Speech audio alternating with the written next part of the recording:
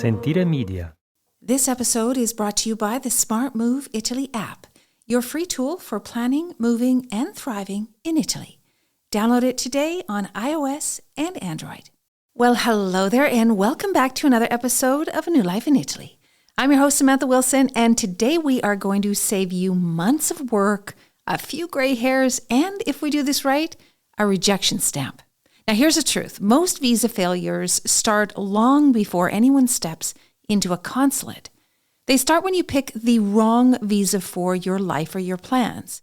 I mean, maybe you fell in love with the idea of the Elective Residency Visa because someone on Instagram said it's easy. Maybe you heard the Digital Nomad Visa is perfect for remote workers, and it is, but not for every remote worker.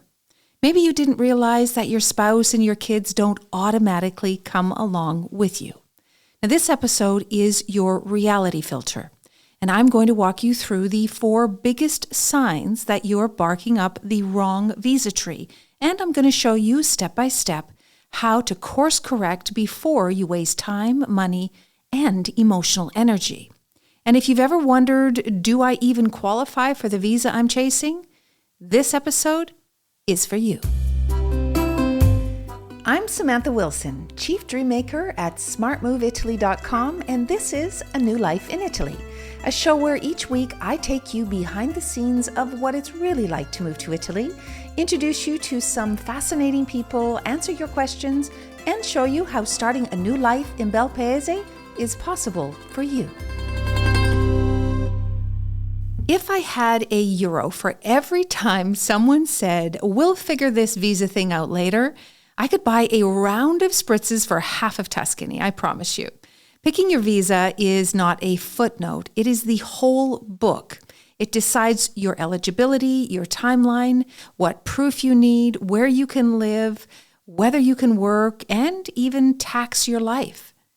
Think of visas like shoes. If you grab the wrong size, you can still walk, but you limp the whole way and you hate the journey. So let's avoid the limp. Now, I'm going to give you 4 red flag moments that tell me instantly that you're at the wrong visa. And if any of these feel a little too familiar, don't panic, because I'll also give you the pivot for each one. All right, let's start with the big one I see all the time. I'm applying for the Elective Residency Visa, and I'll just keep my remote job. Now, I know why this sounds reasonable. You're thinking, I'm not taking an Italian job. I'm just keeping my US or Canadian or UK job. Laptop life, no harm done. But here's the truth. The Elective Residency Visa isn't about who pays you. It's about whether you're working while you're a resident in Italy. And on the ERV, the answer has to be no. Not no Italian employer, just no invoices in euros or in any amount of currency, just no work. Elective Residency Visa is designed for people who can live off passive income.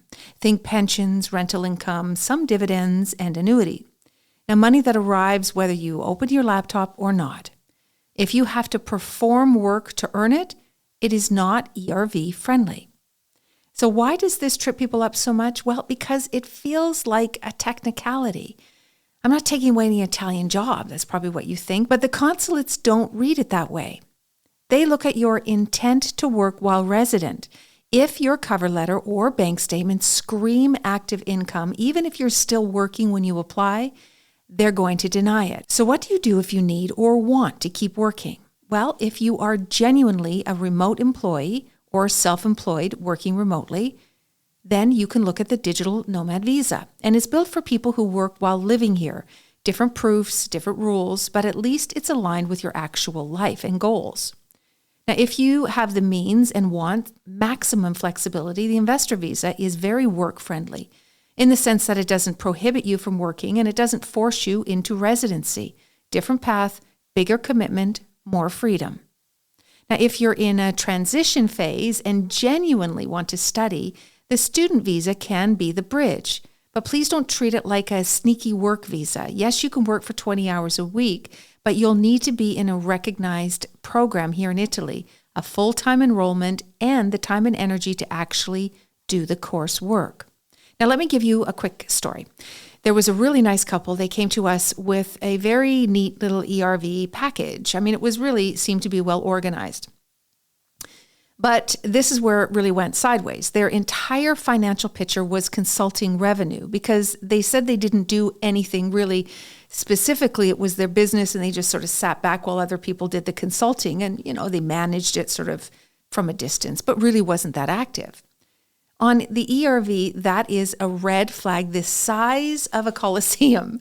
They were denied at the window, of course. So we regrouped, reframed what they did as a remote worker, moved them to the Digital Nomad Visa, and built the proof correctly. Employment letters, contracts, tax returns, the whole thing. And of course, they were approved. Same people, same life, different visa, but the right fit. All right, red flag number 2, and this is a big one. We're a family. My visa covers my spouse and my kids, right?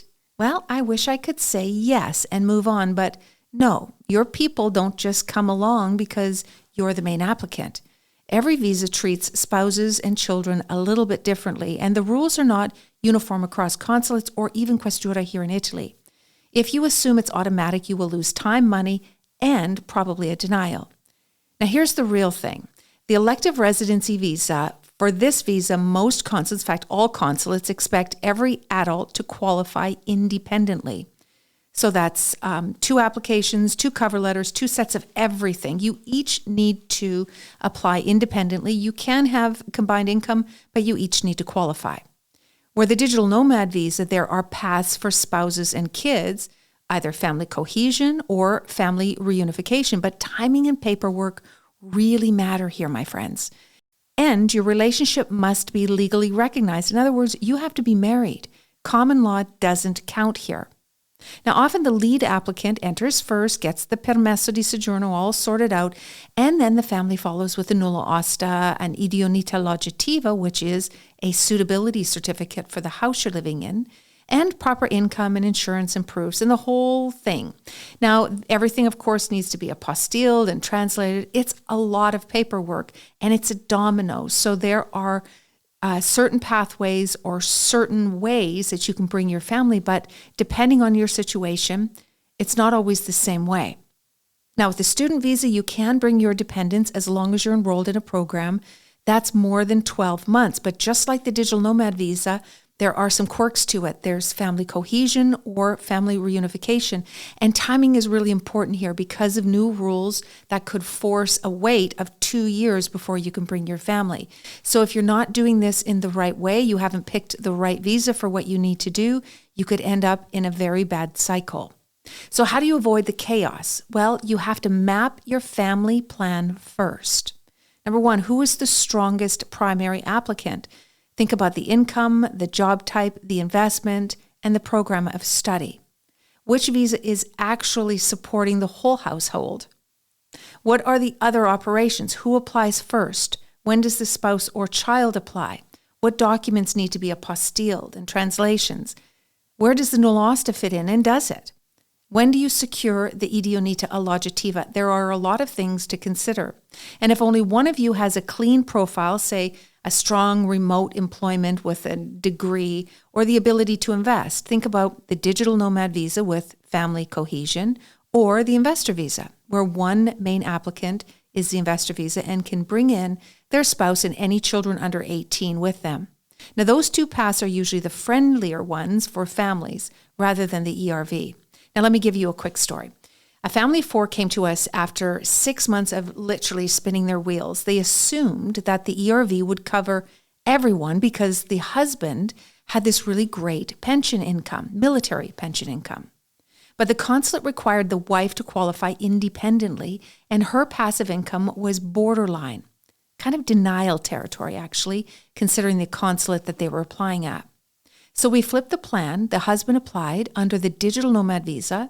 He actually had solid remote work anyway. He just didn't realize he couldn't work for the ERV. Then we ran the family cohesion for the wife and the kids for his permesso di soggiorno, and the clock started. Same family, same goals, different path, and approved. And the kids started school on time. Now, speaking of kids, if you are bringing them, every single week counts.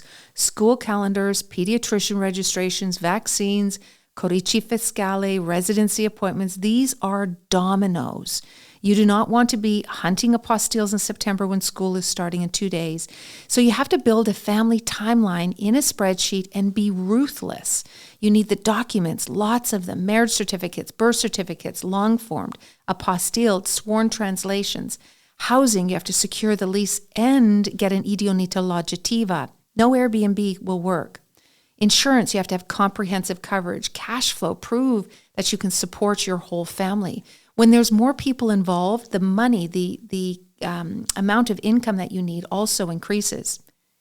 And a tiny but important detail, names must also match across passports, birth certificates, marriage records. If they don't, make sure you fix it before you apply.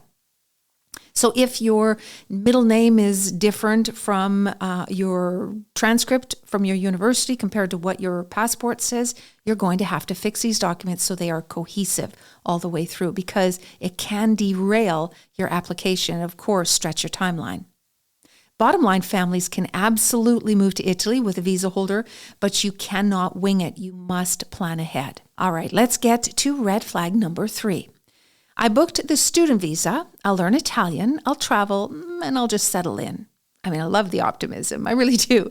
But the student visa is not a casual live in Italy pass with a side of gelato and a few, vocabulary words.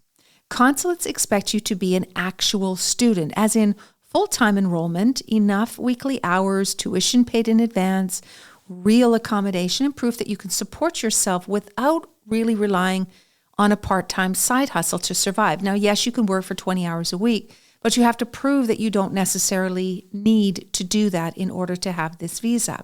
Now, here's where it falls apart every single time. Number 1, you enroll in a language course without having any formal Italian language training in the past, not just Duolingo, but actual formal training, or proof that you have at least a B1 comprehension. Or you book a cute little part-time language course that looks really cute on Instagram, has great reviews, but it actually doesn't meet the consulate hour requirements. For language study, you must have previous language learning to a B1 certification or face instant denial. Now, your housing plan's another problem. You cannot use an Airbnb. You cannot just stay with a friend. They want official long-stay lease or university housing. Not week by week, but for the duration of your student visa. And your financial plan has to be well thought out. Just, I'll pick up some work while I study will not work. Now, the study visa will allow you to work for 20 hours a week, but it won't cover your life. And the consulate is looking for funds now, not I'll figure it out later. So how do you fix it? Well, if your goal is to genuinely study, that's fantastic, but do it properly. Enroll in a recognized full-time program. If it's a language school, make sure that it meets the hour thresholds, at least 20 hours a week, or a university program, and that you have the B1 certificate. Pay the tuition that the school requires before your appointment. Lock in valid housing, which is a long-term lease or university residence, and bring real financial proof, bank statements, sponsorship letters if applicable, private health insurance that cover you until you're eligible for the Italian public care. But if what you really want is to live and work in Italy, stop calling it a study. Look at visas that are built for what you actually plan to do. If you've got legitimate remote work for a company, either you are an employee or you are self-employed, explore the Digital Nomad Visa. If you're truly freelance with registered clients, this could be the perfect way in. And if you're investing and want maximum flexibility, of course, check the investor visa. So let me give you a quick story. A listener had enrolled in this 6-month language course. She had no prior Italian learning, and this course was scheduled for 3 afternoons a week. She booked an Airbnb and marched right into the consulate with this really big smile and all excited, told all her friends she was moving to Italy. But of course, she was denied on the spot because she had no prior learning. She didn't have enough hours to qualify in the program she enrolled in. She did not have proper housing, and how she was going to support herself was she'll teach English online to support herself. Well, none of this was acceptable to the consulate. So we reset the whole thing for her. She enrolled in a recognized full-time program, paid the first semester, secured a 1-year lease that met the local standards, and she brought 6 months of bank statements, but not before She studied for over a year at home to bring her language level up to the B1. She was approved, and yes, it took a long time. Same person, same dream, but just different level of seriousness. Oh, and one more dose of honesty. If you hate homework and just think the student visa is a way to get in, this is not your visa, because schools are actually compelled and legally supposed to report if you do not show up to class. So think about it. If you really want to study, this is perfect. But if you're just thinking it's a way in, it's not your visa. All right, number 4. And this one is a heartbreaker because I do see it a lot. I'll apply for the investor visa. I'll buy property or invest in a fund. Big red flag. The investor visa for Italy is not a real estate visa. Buying an apartment or a farmhouse or an agriturismo, none of that qualifies you for the Italian investor visa. And I'll invest in a fund isn't a magic phrase either. Not every fund counts, and most don't. Now here's where this goes off the rails. You might confuse property investment with economic investment. The Italian investor visa is designed to inject capital into Italy's economy, into its companies, into startups, into government bonds, or approved donations. Private real estate purchases are a lovely choice and may be available in another European country, but in Italy, not. And in Italy, the investor visa needs an investment into the Italian economy. Now, you can assume any fund will do. Well, no. That glossy brochure from some salesperson pushing a special deal doesn't mean it's eligible. I see it all the time. We have people that come to us all the time with this idea that they were approached with a fund or invest in a hotel somewhere and you'll have a return. Many of these instruments do not qualify for the investor visa. You cannot invest in a company that's either your own or is a fund of a bunch of other companies. None of that will fit the program criteria. You have to invest in one Italian company, or you will not receive the clearance or the nulla osta that you need to get the visa. Now, sometimes you might underestimate the due diligence and the compliance. Now, this is serious in this visa. We're talking very serious KYC, AML, which are identity and compliance checks like anti-money laundering. They check the source of the funds, all of the documentation has to match, and the timing and the origin of the funds. This is not a send the money and hope situation. If you don't structure it properly, you're in for a lot of problems and almost certain denial on this nulla osta and this visa. So how do we fix this before it gets too expensive? Well, if you want to apply for the investor visa, it is an amazing visa to get, but you need to treat it like a regulated investment. You need to make sure you have somebody who is very qualified and experienced in doing this visa, and you need to have a cross-border financial advisor who is involved very early on, because you need to confirm that the chosen investment that you have meets the program criteria. Now, the nice thing about this visa is you don't make the investment until after you arrive in Italy and have the visa, but you could go a long way down the path, spend an awful lot of money chasing some investment that you're not able to do and that will not qualify you. And you'll also need pre-approval, paperwork, and a clean compliance trail. If what you really want is property in Italy, well, then that's fantastic, but pick a visa that aligns with that lifestyle. Passive income and no work, consider elective residence, but just remember you can't work. Remote work for a company, yours or someone else's, and you meet the criteria, well, explore the Digital Nomad Visa. Now, here's a quick story about the investor visa problems. A family came to us after they had been sold this idea of a fund for the investor visa by, I will say, a very persuasive salesperson who promised them that if they invest, that they'll get them the investor visa.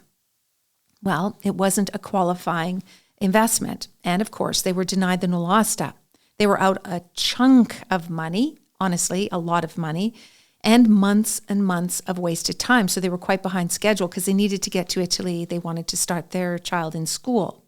So what we did is we restructured their plan, gave them a different visa, proper documentation, and they eventually made it to Italy, but it cost them time, money, and a lot of stress that they didn't need. So here's my rule for the investor visa. If someone is promising easy, walk away.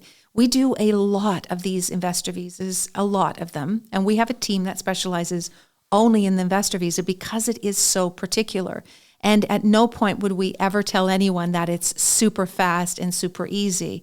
There are easier ways, or the visa gives you a smoother pathway, but it still takes time. This is still Italy, so there is still bureaucracy. And if your investment isn't clearly listed as eligible and there's no independent legal confirmation, then you need to be careful and never send your money, never invest in anything until it has been qualified and verified that it can be used for the investor visa. I mean, the investor visa can be a brilliant visa for the right people, but it's not a DIY and it is definitely not a real estate shortcut. So bottom line, match the visa to the life you want and the reality of your finances. If it's property, great. If it's an investment, do it by the book. Your approval will depend on it. All right, let's make this practical. Let's wrap this up with a little bit of a, kind of like not a quiz, but a little bit of a test. So grab a pen or just nod along if you're in the car listening to me. I'm going to call this the Visa Fit Test, and it takes just a couple of minutes, and it can save you months of chasing the wrong visa. I'm going to ask you 5 questions. And if you cannot say yes to all 5 of them, then you need to step back and reevaluate your situation, both what you want now and into the future. All right, are you ready? Question number 1. Does your income match the visa rules? So think about the visa that you're thinking about, and does the income source and the amount of money you make match the rules for the visa? Are you showing the right kind of money, not just enough money? Remember, ERV wants passive income, pensions, rental income, dividend, not consulting invoices, not drawdowns from your IRA, not drawdowns from your investment fund that you have full, complete control over, passive income, Social Security, CPP, these kinds of things. The digital nomad expects earned income from remote work. The student visa wants prepaid tuition, and the investor wants a qualifying investment, not a house purchase, not a random fund. If you've just realized that you're trying to use the wrong flavor of the income, don't force it. Just either reroute to the visa that fits your reality or reshape your finances. Number 2, does your timeline match reality? Now, this is the one that trips up even the very organized people. Now, the ERV, you need a long-term lease or a deed before you apply for the visa. This can add 4 to 8 weeks, sometimes more. Digital nomad, you also need this long-term lease or the deed, plus you will need a family visa and a suitability certificate, adding about 3 to 6 months on top of your visa, because nothing can be done until you actually get your visa. And the investor visa needs compliance checks for money flows and sometimes company paperwork. This doesn't happen instantly. This can take weeks and sometimes months to get. And if you're a student, your program start date is the anchor. Everything works backwards from that.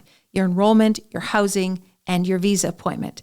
So the timeline that you have in your head for when you want to move to Italy doesn't match your visa. Can you do it? And also factor in the consulate appointment availability. If your nearest consulate appointment is, 12 weeks away and your move is only 6 weeks, well, of course, you're going to have to change. Question number 3. Does your family plans match the visa?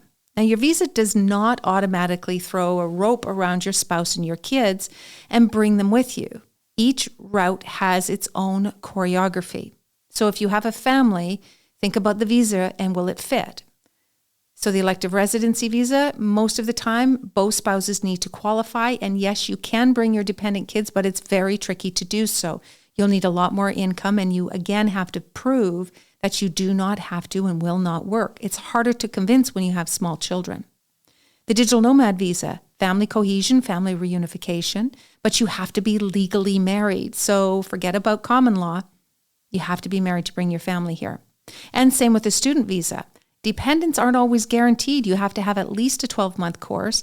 And again, you have to go through the same test as the digital nomad. You have to have the right income, you must be married, and you must meet all of the criteria. If one of you is the stronger primary applicant, like the income, the role, or the investment, and the other is sort of coming along, you may need a family reunification or a different main visa choice. So think about that. Is your family coming? What visa supports your family coming with you? Now, number 4, do you actually understand the address requirements? This is the property requirements in Italy. I know it seems small, but it isn't. So for the ERV, you need a proper long-term lease before you apply. No Airbnb, no declaration of hospitality, no using a friend's house, proper long-term registered lease or property deed. Digital Nomad Visa, exactly the same. Student Visa, exactly the same. The Investor Visa, you do not need a place to live. You can use an Airbnb or a hotel booking for the Investor Visa holder. So that's another reason why that visa can be more handy for people who don't want to commit to an address right away. So if you were planning to wing it once you land, don't, because you won't be able to get the visa. You need these in place before you even apply. Now, number 5, are you ready for the tax implications? Now, this is a big question. So let's talk about it and how each visa will impact your taxes. The Elective Residency Visa, you are electing residency in Italy, which means you are committing to taxable residency in Italy. You can't just use it to extend your 90 days. You are moving here, my friends, and that means moving your taxable residency here. And that means worldwide income reporting. If you're doing the Digital Nomad Visa, there might be a little bit more flexibility, but in most cases, you'll also be moving your taxable residence because you have to stay here. If you want to renew your visa, you have to stay here for at least half of the year, which will trigger your taxable status. Now, if you're an investor visa, well, it's different profiles, different implications. Investor visa doesn't have to move their residency to Italy if they don't want to, as long as, of course, you're mindful that you're not staying more than 183 days a year. So what if you didn't get all 5 yeses? So what if you didn't know about your tax implications, or all of these questions didn't match the visa that you had in mind? Well, you're not doomed. You just need to tweak it a little bit. So if you had the wrong income type, switch the visa. If your timeline was too tight, push your move date. If your family plan was a little bit fuzzy, sequence the applications properly and choose the route that supports everyone, not just the main applicant. And if the residential address in Italy is unclear, secure the right lease and give yourself the time. And finally, taxes. If you're uncertain about the taxes, you need to talk to an Italian commercialista.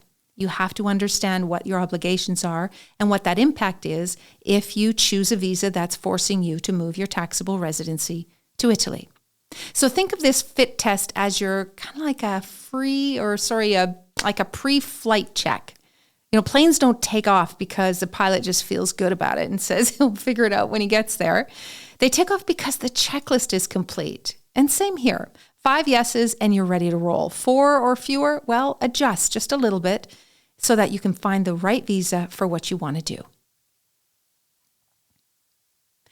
Well, if any part of today's episode made you think, oh, that might be me, well, that's a good thing. You just saved yourself months of spinning around. And remember, there's always things that you can do to help improve your chances, not just of getting a visa, but getting the right visa for you.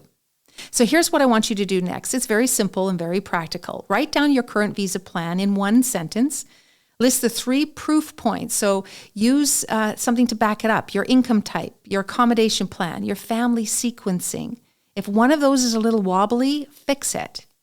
And then, of course, you can always book a 15-minute Visa Fit call with my team. These are free, and it'll kind of give you a sanity check, let you understand if you're going in the right direction, whether or not you need to choose a different route. And I'll put the links in the show notes.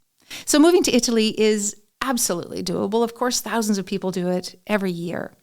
And the key is to know what you're doing and know what fits what you want to do now and into the future. And when the visa matches your real life, everything else, timelines, rentals, school, healthcare, everything gets easier. And if you've been on the wrong path until now, it's not a failure. It's just a pivot.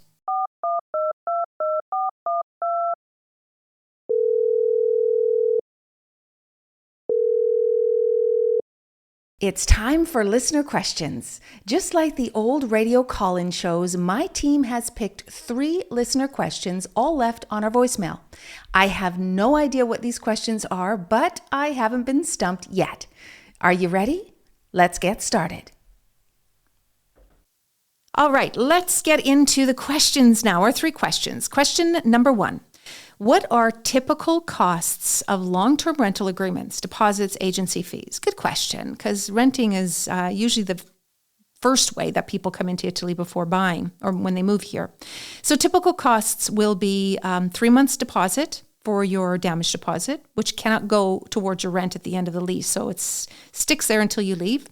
At least 1 month's rent to the rental agency and 1 month's rent probably to the agency that's helping you, and maybe an extra month's rent for secondary fees depending on the agency. So 3 months deposit, potentially 3 months of rent for commissions. And that's usually it. Sometimes if you are renting a shorter term, the utilities will stay in the owner's name and you'll just pay for use, but sometimes you'll have to set it up yourself. And in that case, there may be some fees to set up your utilities, a few €100, and then every utility may take a deposit because you're a new client. So you should try to budget at least 6 months rent in the bank as a savings to help support just getting started in your rent. And then of course we don't do first and last month's rent here. You actually will pay your first month's rent on your first month, but you'll pay that 3 months deposit and the agency fees when you sign the lease. Question number 2. If spending 3 to 4 months a year in Italy, in Tuscany or Umbria, what are some tips on finding the rentals? Well, any rental over 1 month in Italy is considered long-term in a sense, because the contract needs to be registered to be official. Anything under 30 days or under 1 month doesn't need to be registered, like in a regular Airbnb tourist.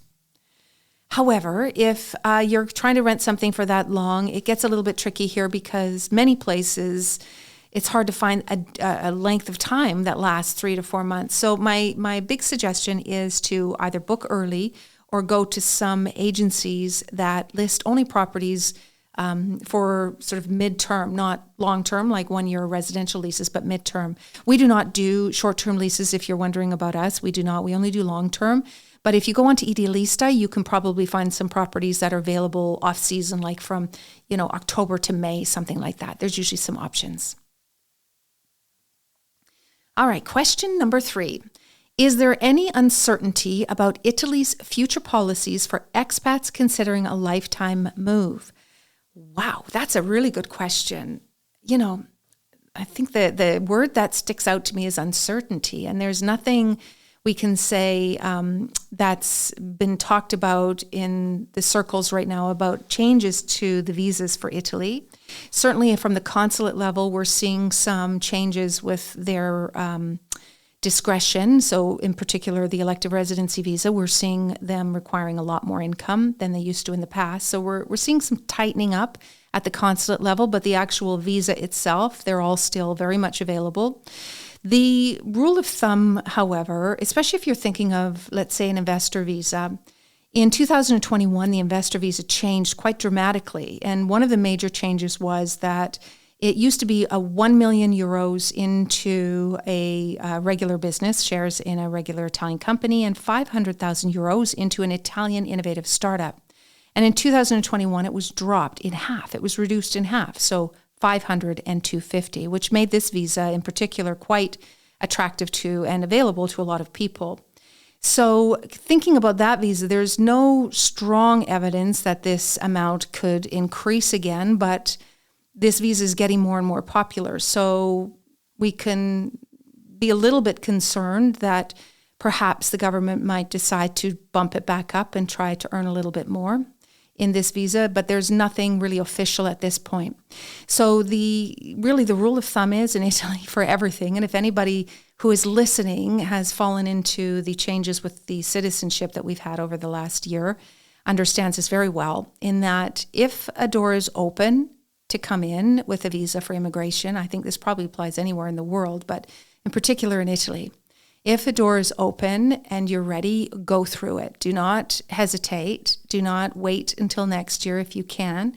If you can do it now, do it, because we can't say for sure if the visa's eligibility requirements will change or they'll start to limit them. Well, that's all for this week's episode. Thank you for listening. If you have any questions about visas, citizenship, property, and well, really anything about moving to Italy that you would like me to answer in an upcoming episode, please feel free to send us a voicemail at our website at smartmoveitaly.com/podcast, or just click on the links in the show notes. Thanks again for listening, and remember, you can find all of the resources and the links to the people and the places that I mentioned in this episode inside the show notes. Ciao for now.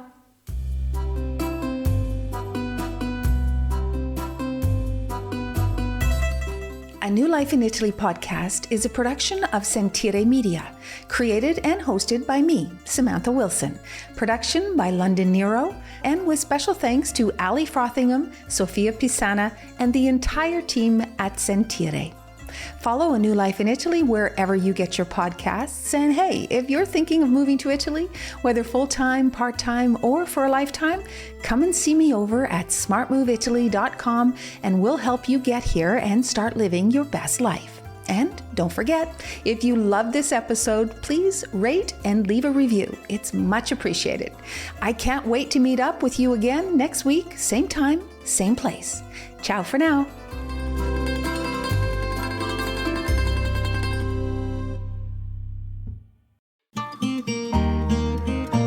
Sentire Media.